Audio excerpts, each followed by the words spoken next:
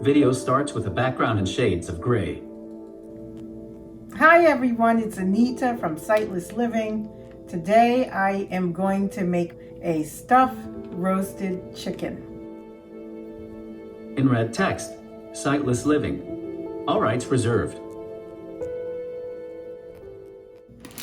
I'm going to start with some premium seasoned cubed bread. I'm going to pour it in my bowl over here. Let's see where I put it. Over here.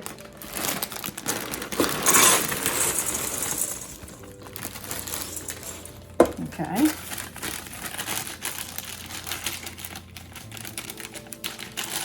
Make sure I get it all.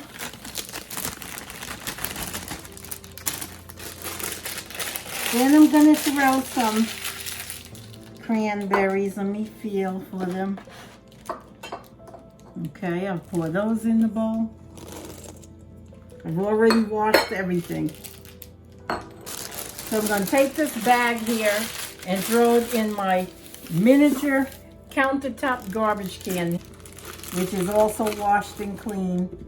It has a flip top. It's plastic. And has a metal top here. It comes off. Then I just put a vegetable bag in there that you get from your grocery store. And then when I'm done, I can dump the bag and I can wash the can. It's better than putting it in a bowl or something like that. So now I've dumped my cranberries. I have some mushrooms, onion. Yeah, I got some celery and stuff I washed up, carrots. And I think that's it. Move my bowl closer. I'll move that's garlic, that's onion. I'll leave it in the bowl there. I'll move my cutting board closer to me, because I only have a little bit of space to work with. Don't forget to subscribe and turn on notifications so you won't miss another video. I got my little cherry board here. I'm gonna trim the bottoms of my mushrooms. Now, when I do things, I like to look in the direction I'm doing them. And people act like, oh, you can see, you're not blind. But what am I supposed to do? Have my head up in the air, looking at mushrooms, or turn my head side to side as I'm talking? You just be comfortable in your environment. I'm comfortable looking in the direction of what I'm doing. Or if someone's talking to me, I'm comfortable with looking at them in their direction, even though I can't see them. You don't have to act blind because you're blind. Well, I don't. I just use blindness as a hindrance, because it's an inconvenience to me. But I could see all my life, so I kind of know what things are. And I always was getting into things and trying to discover things, so maybe the higher ups knew I was going to be blind, or don't know. But I'm comfortable with my blindness. So now I'm going to take this mushroom. I trimmed the stem. I'm just going to slice them down.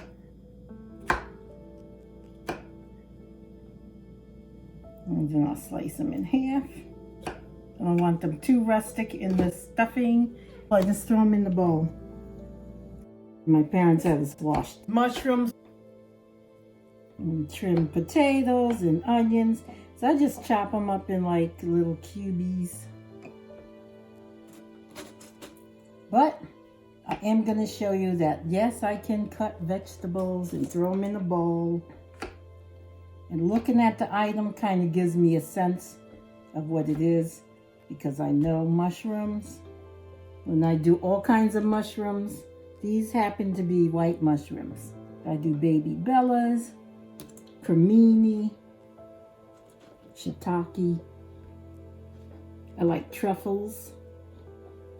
I'll just throw those in there. And what I do is just chop up a bunch of vegetables, celery, onion, garlic, 1 carrot, 1 scallion. And I keep my nails short because I do a lot of cooking. And I don't want food up under my nails. And then when I wash my hands, I use a brush to get under my nails. It's much better when your nails are shorter. Okay, so I got the mushrooms done. Now let's do a celery. So I take the celery and I trim off the bottom. Sometimes I use shears too, the kitchen shears.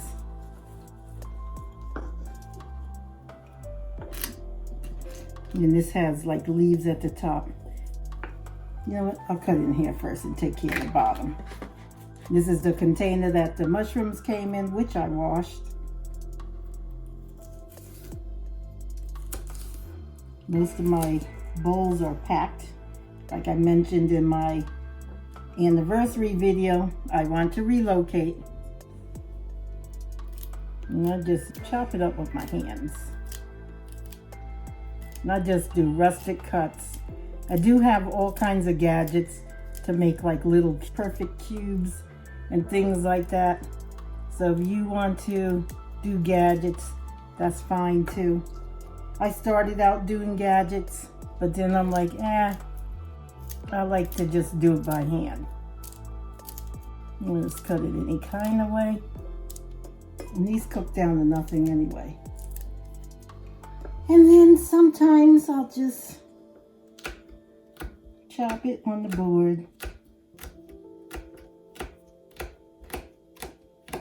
And then you can just turn them in all different directions and just keep chopping them. A lot of times you buy all these gadgets and then you don't end up using them anyway. I've been cooking for a long time and I could even do it with my eyes closed, because when I was sighted, I kept my eyes closed anyway because the onions would make you cry. So let's see, I got garlic there. I'll take this onion.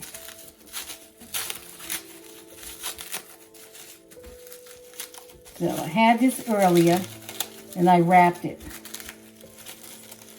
I like to buy small onions so I can use the entire onion.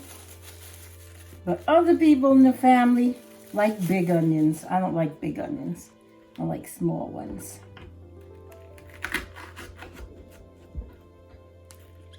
I do the same thing with those. I'll just slice them.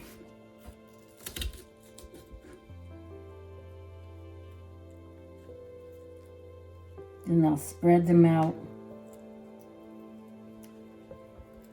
And I'll just slice them vertically again in the other direction. So they make little cubies. My spouse likes big cuts of onion. I like them small.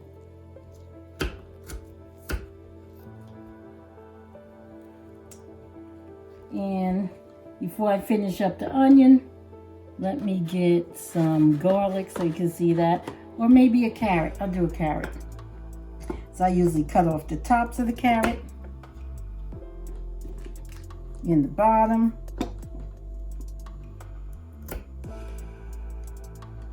Now, for the celery, I just make rustic cuts.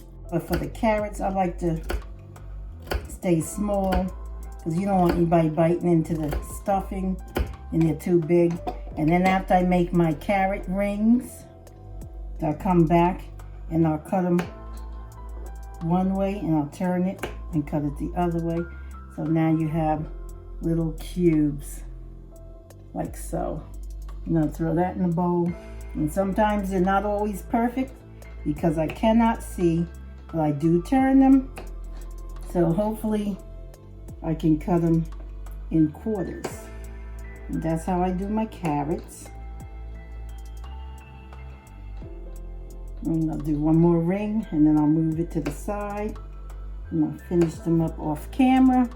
And then I'll do my, let's see, where is he? Here he is, Mr. Garlic. And I just pull the paper off, throw it in my trash can. And these are really handy. And then you can also take the top off. And it's clean, just like dishes, so I don't have to worry about it. It's not a trash can that's been on the floor or somewhere. It goes in the dishwasher just like the dishes. And it's clean every time.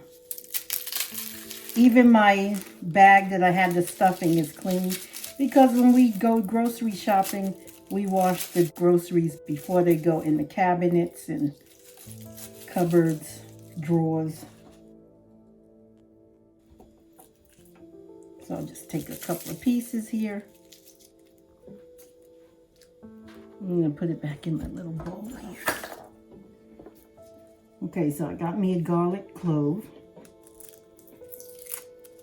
The bulb is the whole garlic. So since this is just a little sliver of the garlic, I'll peel it. Now if I had my Santoku, I just slam it on the board, but then you lose your oils. But you can just take the flat part of your knife and crush it. And it makes it easy because then the skin pops off. I've been doing this so long. Everything I cook, I use my celery, garlic, onion, carrot maybe, scallion. Sometimes I put some sweet pepper in there. Yeah, when you're cooking, you have to be patient though, because haste makes waste. When I first went blind, I lost a lot of my food to the floor. This table's octagon. It's not the kitchen table. Okay, so now let me try to smash it. And see, you can smash it with the flat part of your knife. And then it just kind of crumbles. You could easily pull off any skin, but you lose your garlic oil that's on your cutting board. I'm gonna just clean my knife by doing a carrot. Because a lot of times the oil from the garlic will get all over everything, and then the skin of the garlic will stick to your fingers. I like to keep hard produce. Clean my knife. That's too small, so I don't have to do that 4 ways. Okay, let's go back to the onion. Come back. I washed the bird. I left him sitting over on the counter so he can air dry. I know the instructions on a lot of these things tell you to use paper towels. I wouldn't use paper towels. A lot of them are recycled even though they could be sanitized. I still wouldn't want the fibers on my food. So I just let it air dry. And let's see, here's his cavity. And I'm gonna stuff him. I'll start with his bottom. And I'll stick it in there. So he's been seasoned with the same seasons I use in my stuffing, which is onion powder, garlic powder, a little bit of turmeric, a little bit of pepper, thyme. I'm trying to think what else did I put in here. Basil, parsley, and I think that's about it. My bird here, it's a young chicken. It's about 5 pounds.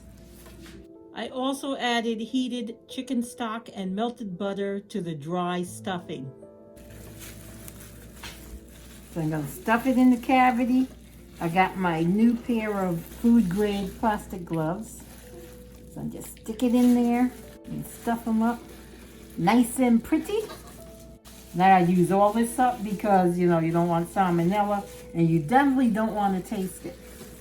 I've seen people taste their stuffing and I'm like, after they're putting it in the bird. Then after I have them all nice and stuffed, I put a little olive oil on them when he's been seasoned inside and out. And after I have him stuffed, he will go on his bed I made him. Filled with alternating celery and carrots. So in the dish I have celery, carrot, celery, carrot, celery, carrot. I make beds for all the chickens. And the bed is, I take a baking dish. All my roasting stuff is packed. But I take a baking dish, it's shallow, and I make it with celery and carrot. Sometimes I'll use potatoes in there. Sometimes I'll use onion. It depends on what we feel like having. I'm gonna make some greens and some mac and cheese. So I didn't want the onion and stuff. So I just stuff him here in his bottom, between the legs, and that's getting all full. Now I'm going to turn my plate around that he's sitting on and stuff him in the neck. I don't even have my turkey clips, because this is chicken, but I still use my turkey clips. I don't think they make it for chicken. And I make this any time of year when I feel like having roasted chicken. Right now I'm feeling up under his skin. I'm getting to know my chicken. So I'm gonna take some stuffing and put up there.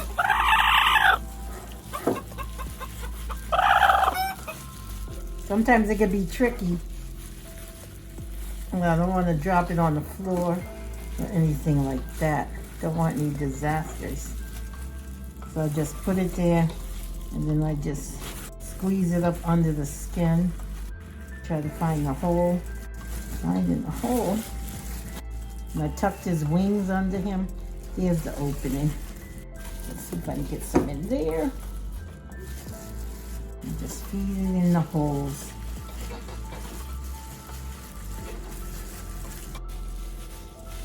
That's why I like to wet it too, because then I can mold it and try to stick it in the holes. It goes in easier when it's molded. So I just make like a hot dog shape and then I just stick it in the hole.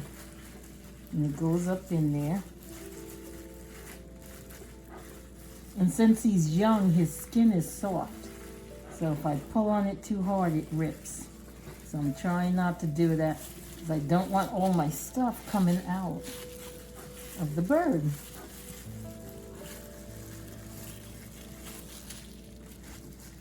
So I'm stuffing him. And I'm feeling for holes and stuff. And just stuffing as much as I can get in there. And I'm squeezing it tight, really packing it in there. Then I'm going to put him in the oven at 425 for 30 minutes. And then I will reduce it to 375 and set my timer again. And then I'll start checking it after that because I want to baste and molding the stuffing in there and just pushing it tight as far as it will go. And I'm going to turn them around again to the legs part. And I'm pushing. As I push in the front, I'm holding at the top so the stuffing doesn't pop out. We got just a little bit left. Just open his legs. Come on. Let's get some more stuffing in you. I can't find the opening. Okay, I found it. Get on in there. I'm going to stick it up under the skin. Stick it to the left and stick it to the right. This bird is out of sight because I can't see him. Stuff a little more. It's coming out on the plate. Don't have any more room. There's no more room at the end in this bird. And then when I go to brown him, I put a little butter on top of him. Yep, my gloves are coming off. Don't want that. So we got him stuffed. And now I'm going to sit him on his bed and finish stuffing him. Okay, so now let me just sit him on his bed and then I can work with him. So I got this rectangle glass dish here. Making a mess all over my clean table. And that's what happens when you are blind. Well, even sighted, I made a mess. So I clean my table really good and I work on the table. So now I'm gonna pick him up. Ugh, he's kind of heavy. I hope my stuffing doesn't fall out. I'm gonna just sit him on the bed. Ugh.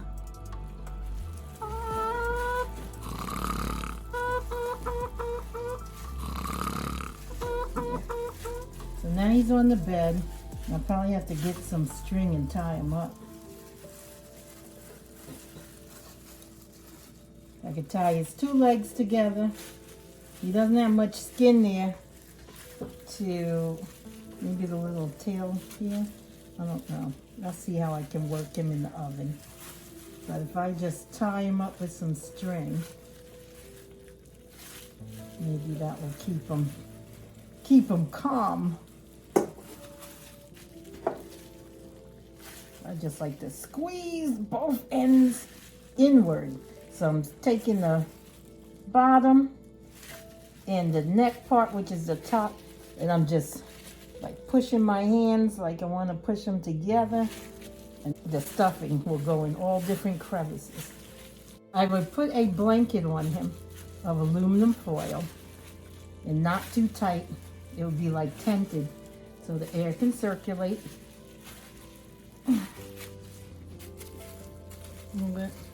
When I have no more room, I usually just stick it up under the bird. So I'm just squeezing up stuffing wherever it will fit. Uh-oh. Yep, looks like I got a floor mop going on here. I like to be quiet, listen to where it falls, so I don't step on it, and then I'll pick it up once I'm done with the bird. Because I don't want to handle the food and then the floor, and it's just too much. That's why it's great to cook, because you can make things the way you want it. You know what's in your food, and that's it. Okay, I think Mr. Bird is all nice and snug, full to the brim. You can't take another cranberry. So that's what I will do. And I've also seen the trick where if you don't have string, they take aluminum foil and they wrap it. You know, they fold aluminum foil till it's like a rectangle, maybe doubled, tripled, or quadrupled. And then they'll just wrap the two legs and bake it like that. I've never tried that. But that's all I have right now. So I'm gonna throw Mr. Bird in there. I'm gonna tent him and then throw him in the oven at 425 for 30 minutes, and then reduce my temp to 375. Then I'll bake him. Then I'll come back with my talking thermometer until he hits 190 degrees. Then he should be cooked. So I'll test it and check it out. Okay, so I tented my chicken here. I wrapped it around the handles, and then on the side it's just draped down, barely touching. He's got room up top. Chicken and I will be back. So it's all set and it's ready.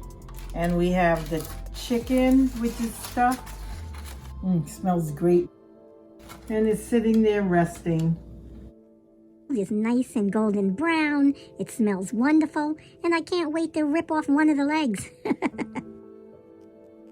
Anita of Sightless Living is wearing a long-sleeve sweater in shades of blues and lime green, light blue sunglasses, short drop silver earrings, clear lip gloss, light bluish gray stretchy headband, and her hair in a ponytail. Be sure to watch the accompanying mac and cheese and greens videos to complete this meal. Scene now changes to a background in shades of gray. Rolling credits appear in red colored text scrolling upward from the bottom of the screen. Text reads, Anita, hostess/visionary, Mountaineer Videography, TM symbol, videographer/editor. The rest of the text may be read in the description box below. Thanks for watching.